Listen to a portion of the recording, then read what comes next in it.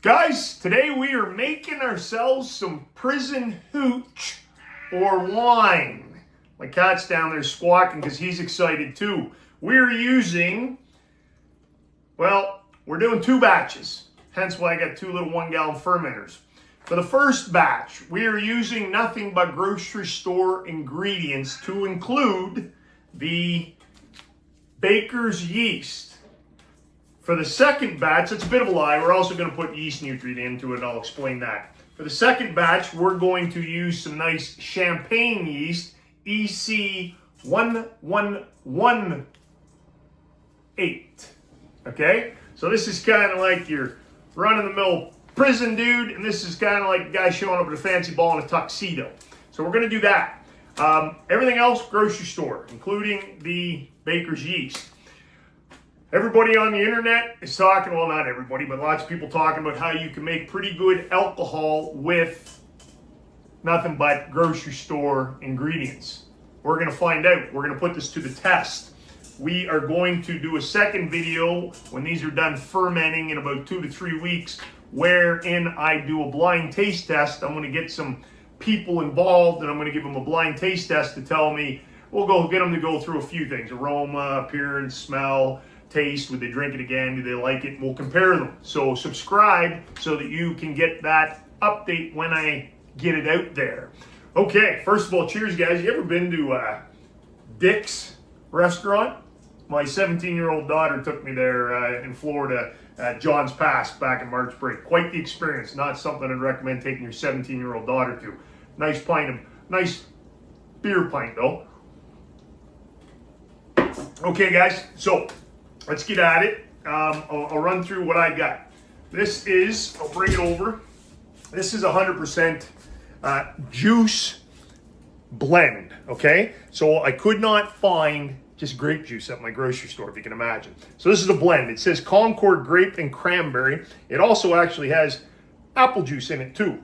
The key is you want no preservatives. This has none. It's 100% juice. It does have ascorbic acid, which is vitamin C, no problem. If you're going to do this, you got to make sure it's 100% juice, no other ingredients. Okay, so you look at the back, make sure that it's got no preservatives at all. Then what we have is I am going to use yeast nutrient, just your typical yeast nutrient you'd use for wine or seltzers or what have you. I'm going to use one teaspoon per gallon, so 1 teaspoon each. I'm going to use it in both because I do want both of them to turn out decent. I'm a little bit concerned if I just plug the old baker's yeast, dump her in with the juice, that we might run into an issue. So I am going to put yeast nutrients. That's the only non-store-bought thing, grocery store, that I'm going to put in the prison hooch version. We should call it prison hooch and prison champagne, depending on the yeast that goes into it. And then I'm just going to use some normal table sugar, just granulated sugar. I'm going to use 3/4 cup for each one, so it's going to help dry it out, that type of deal. Okay, so the next steps involved here are everything's being sanitized. I got my fermenter sanitizing, and I've got all the components that will be associated with the fermenter sanitizing. I'm going to put my scissors in there as well, my measuring cup, that type of stuff. Everything needs to be sanitized. That's the #1 key to brewing, and that's the #1 reason why people screw it up and it tastes like crap. So stay tuned. I'm going to come back and we'll start mixing the ingredients, and we'll get ourselves some prison hoochki on the go. Yeah! All right, we're back. So, confession time. My daughter showed up, and I hung out outside, and I had a few pints, so little buzz on the go. But it's time to brew ourselves some prison hooch. Let's do it.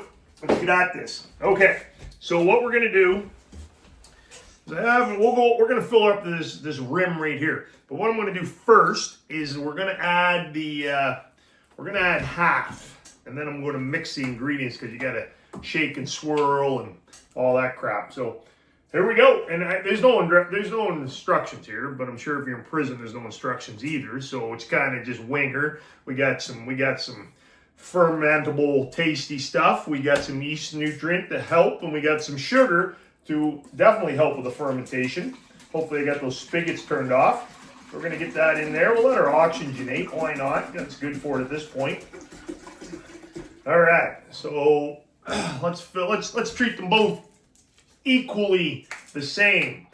The prison hooch and the, I don't know, what do we call this? Tuxedo hooch. Only difference is the yeast we're putting into the bad boy.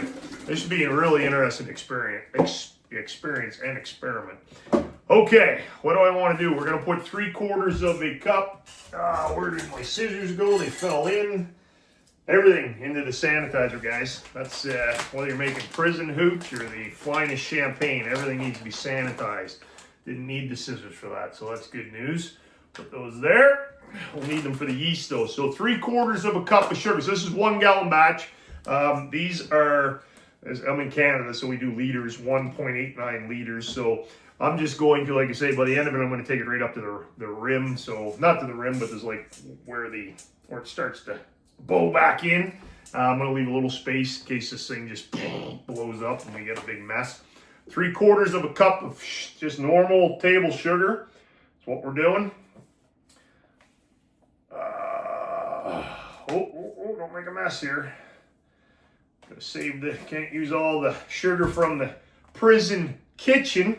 Get us in trouble with the warden. All right, there we go.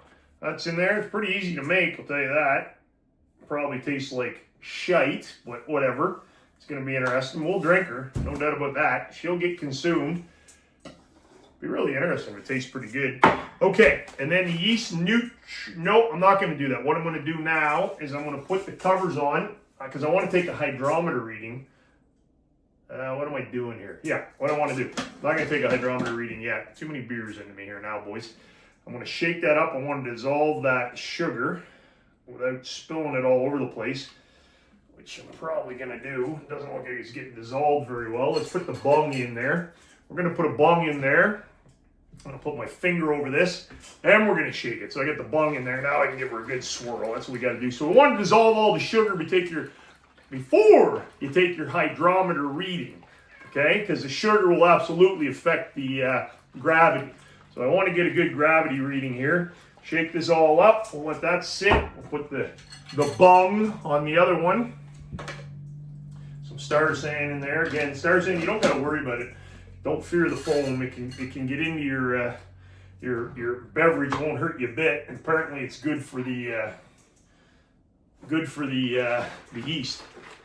So we'll shake that up. So you want the sugar completely dissolved, and then we'll pour the rest of the juice in here. And then I'm going to take a hydrometer reading. I'll only take it from one because it's absolutely the exact same thing.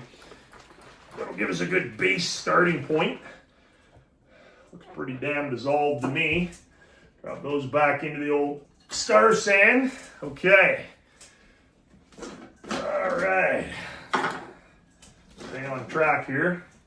We'll put the rest of the juice in there.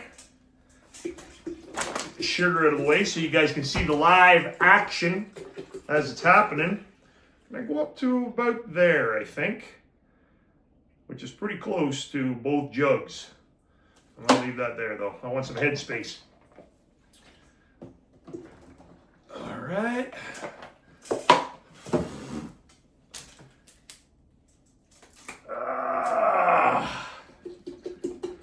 Well, if they ever end up in prison, at least I'll have a skill that'll help me with the concession fees and all that good shite. All right, let's do that. Okay, we're gonna give her another little swirl here just to make sure it's all evenly dissolved with the spread out, dispersed, all the sugar and juice and all that jazz. And then I'm going to get myself a gravity reading, and we're going to add the yeast nutrient, and then we're going to add the old yeast to her, label it correctly so I know which one's the prison hooch versus the prison champagne. Let's call it that. Looks pretty good, man. All right. Get this bad boy in there. So I've done a little bit of research into this, not a lot, hardly any, but a little bit. And the Baker stuff should come out maybe around 7%, and the champagne may be higher, around 9 to 10%. We will know though, because the hydrometer doesn't lie. The airlock does. Bad decisions in life do. All that good stuff. All right, what's next? Okay, hydrometer reading. Got my hydrometer right here. So what I'll do is I'll take a little bit from one, and then, can you see me? Gotta be able to see me. All right, let's take a hydrometer reading, then I'll top this one back up with some juice. All right, let's do that. Top her back up. Got juice all over my floor. That's lovely. Okay, we'll let that settle a little bit. I'm going to top that back up a little bit.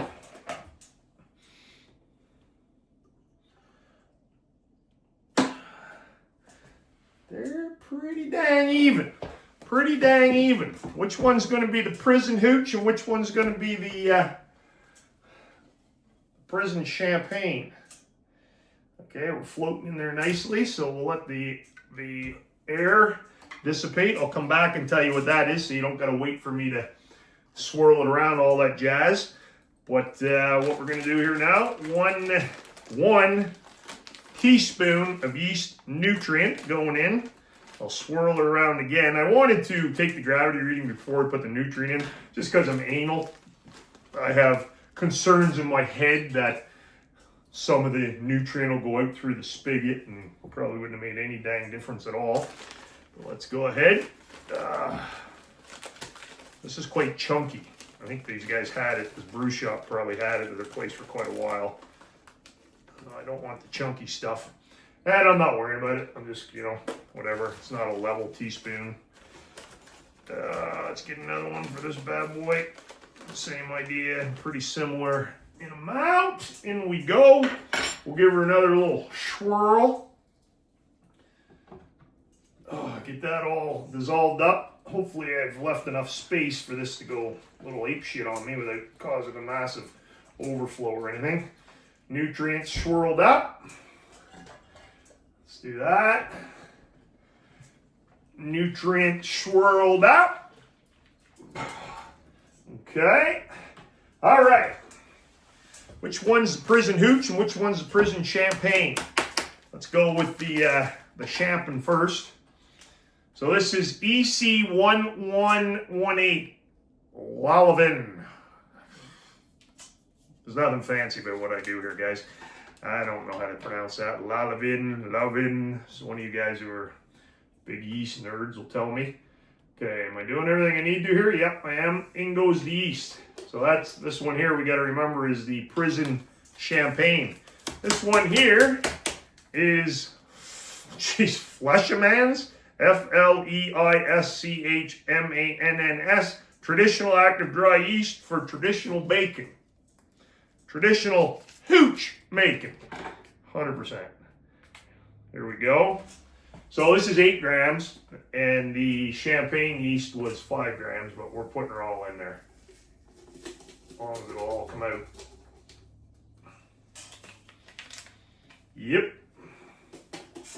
Okay.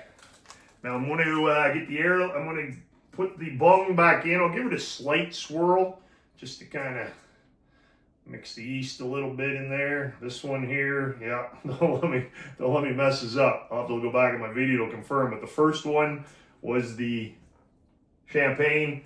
That one's the Baker's dozen. Baker's yeast. Give her a little swirl ski here. There we go. Get that all mixed up. Get the airlocks out. So you want stars. I use star sand. You can use vodka. I wouldn't do water. I know some people use water. I don't know. I'm sure it's fine. Distilled water, what have you. I've never done it. I've always used sanitizer. I'm gonna put a little more in there actually. There's a fill line on there. You want to make sure you reach. There we go. Bada bing, bada boom. Mr. Prison Champagne, good to go. Let's get a little more sanitizer in that bad boy. There we go. Prison hooch. Put that bad boy on there. And we are off to the races. Okay, I'll be right back while I play around with getting my my gravity reading, and I'll let you know what it is and next steps, and we'll go from there. All right, guys, the hydrometer, which never lies, unlike most people I know, comes in at 1.065. Bam. So here's what the projections are. We'll see how close we get. Baker's yeast, which is that one, I got to remember. Baker's yeast, we expect the final gravity to be around 1.010 to 1.020. The Baker's yeast does not attenuate as much. It's going to leave more sweetness, more body, maybe some funk. So this is inmate merlot, baby. It's got to have some funk. Lower ABV as a result. We're guessing it'll come in between 6 to 7%. The EC1118 is a monster, baby. We're expecting this to get down to final gravity of 0.998-ish, 99-ish to 1.005. Ferments hard, dry, and clean. So the differences should be, this should be drier, cleaner, stronger, and more wine-like. We're projecting an ABV of about, an ABV of about 8 to 9%. So that's what I got, guys. This was fun. This will be neat. Can't wait to give this a go. I'm going to let it ferment. I don't know. I'm actually heading away for a little while, so could be 3 weeks, might only be 2. I don't know. We'll find out. So stay tuned, subscribe so you can get the taste test, because we are going to do taste tests. If you're new to brewing, I do have a beginner brewers boot camp. You can sign up under this video. There's a link. If you've been brewing beer for a while and you want to move into all grain, or if you're into all grain, I used to own a brew pub, and I also will give you a link under this video where you can sign up to get my top 5 best-selling, my personal recipes from my brew pub that I used to brew. So the recipes to my top 5 best-selling beers. That's what I got. I put my beer away because I was getting a little sloppy here. I got you. How can you get sloppy making prison hooch, baby? It's pretty straightforward. So what I'm going to do now, I'm going to get my old tape out. I'm going to label prison champagne, prison hooch. And we're going to go from there. And that's it, guys. Any questions, reach out and subscribe so you can get this taste test. Should be interesting. Cheers, Big Rob. Well, he out. Yeah.